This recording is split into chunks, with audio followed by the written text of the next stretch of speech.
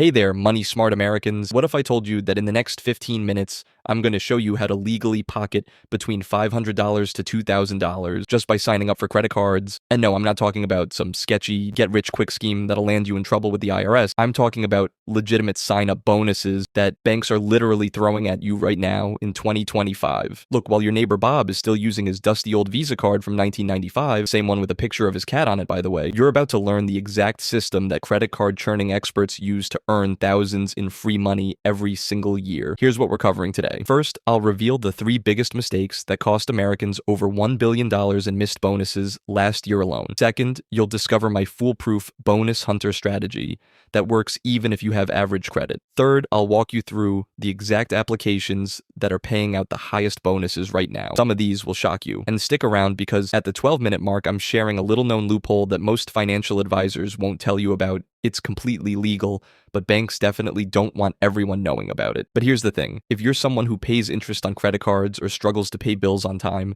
this video isn't for you. What I'm about to share only works for financially responsible adults who pay their balances in full every month. Got it? Good. So grab your coffee, maybe a notepad, and let's turn you into a sign-up bonus machine. All right, let's start with a quick story that'll probably sound familiar. Last month, my buddy Jake, great guy, terrible with money decisions, comes up to me at our kids' soccer game. He's all excited because he just got pre-approved for some credit card in the mail. Dude, they're giving me a whole $50 cash back after I spent $500. I had to break it to him gently that he just missed out on about $950 in potential bonuses. Poor Jake looked like someone told him Santa wasn't real. See, this is exactly what I'm talking about. Most Americans are leaving serious money on the table because they don't understand how the sign-up bonus game actually works. The foundation, understanding sign-up bonuses. So first things first, what exactly is a sign-up bonus? Think of it as a thank you gift from credit card companies for choosing their card over their competitors. Banks spend billions on marketing, and they'd rather give that money directly to you than waste it on Super Bowl commercials. Here's how it typically works. You apply for a card, get approved, and then you have a spending requirement.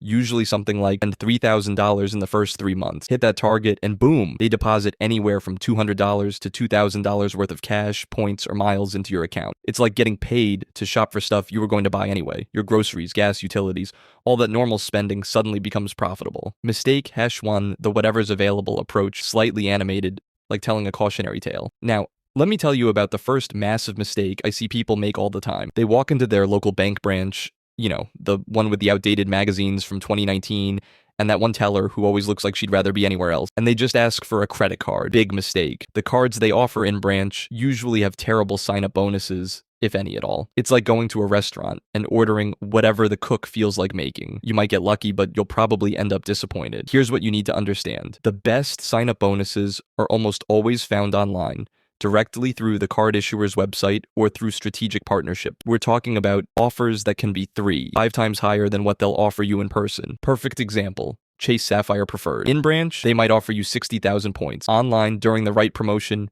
I've seen it go as high as 100,000 points. That's literally worth $1,250 in travel. Mistake #2, ignoring your credit profile. Mistake number 2 is huge, and it's costing people thousands. They apply for cards without understanding their own credit profile. Look, I get it. Checking your credit score feels about as fun as going to the dentist. Here's the thing. Applying for premium cards with average credit is like showing up to a black tie event in flip-flops. You're not getting in, and you've just wasted everyone's time.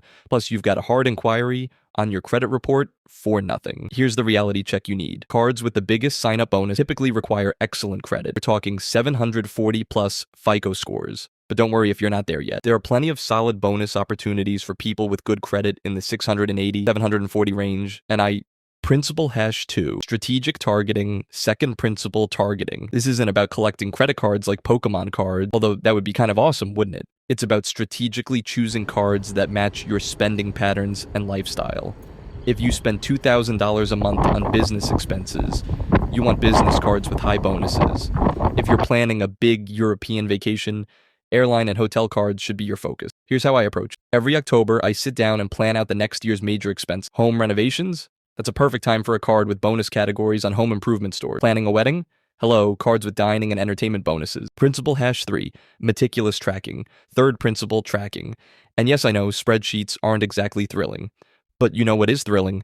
Never missing out on a bonus because you forgot to hit a spending requirement. I use a simple spreadsheet with columns for card name, minimum spend, deadline, current spend, and bonus value. It takes me about 5 minutes to update each week, and it's saved me thousands over the years. Actually, my wife used to make fun of my credit card spreadsheet until we used our bonuses to pay for a week-long trip to Hawaii. Now she asks me to update it every Sunday during football games. The current bonus landscape 2025 edition. All right, let's talk about what's hot right now in 2025. And folks, I've got to tell you, this is one of the best environments for sign-up bonuses I've seen in years. Travel cards leading the pack. Travel cards are absolutely killing it right now. With everyone making up for lost travel time, banks are throwing massive bonuses at travel cards. The Chase Sapphire Preferred is offering 80,000 points after you spend $4,000 in 3 months. Hat's worth $1,000 minimum, and potentially much more if you transfer to airline partner. The American Express Gold Card, 90,000 points after $4,000 in spending. Even the no annual fee Chase Freedom Unlimited is offering $200 cash back after just $500 in spending. Pro tip: if you see a travel card bonus that seems too good to be true, it probably won't last long. These elevated offers typically run for 2-3 months max before they drop back to standard levels. Cashback cards for the practical folks. Now, I know not everyone wants to deal with points and miles. Some of you just want cold hard cash. I respect that. And the cashback card bonuses are pretty solid right now too. The Citi Double Cash is offering $200 after $1,500 in spending. Capital One Venture X, okay, technically it's a travel card, but you can cash out the points, offering 75,000 miles worth $750. And the Bank of America Cash Rewards card has a $200 bonus after just $1,000 in business cards, the hidden gold mine. Here's where things get really interesting. Business cards. And before you say, but I don't have a business, hold up. Do you do any freelance work? Sell stuff on eBay, have a blog? Congratulations, you have a business. Business cards typically have higher sign-up bonuses because businesses spend more money. We're talking bonuses that are often 50 to 100% higher than their personal card counterparts. The Chase Inc. Business Preferred is offering 100,000 points after $15,000 in spending. That's worth $1,250 minimum. The American Express Business Gold, 70,000 points after $10,000 in spending. Even the no annual fee Chase Inc. Business Unlimited offers $750 cash back after $7,500 in spending. The application strategy that actually works now. Let's talk about the actual application process, because this is where a lot of people mess up what should be a slam dunk. The Goldilocks rule, remember Goldilocks? Not too hot, not too cold, but just right. Same principle applies to credit card application. You don't want to apply too frequently, that looks desperate. You don't want to wait too long between applications. You're leaving money on the table. You want to find that sweet spot. My general rule, no more than 2-3 personal cards per year and space them out by at least 90 days. For business cards, you can be a bit more aggressive since they don't count toward most issuers' personal card limit. 5/24ths rule and other issuer quirks. Speaking of issuer rules, let's talk about the elephant in the room. Chase's infamous 5/24ths rule. If you've opened 5 or more personal credit cards from any bank in the past 24 months, Chase will automatically deny you for most of their cards. I know, it seems arbitrary and annoying, but here's the thing. Chase has some of the best bonuses out there, so it's worth planning around this rule. My recommendation, if you're under 5/24ths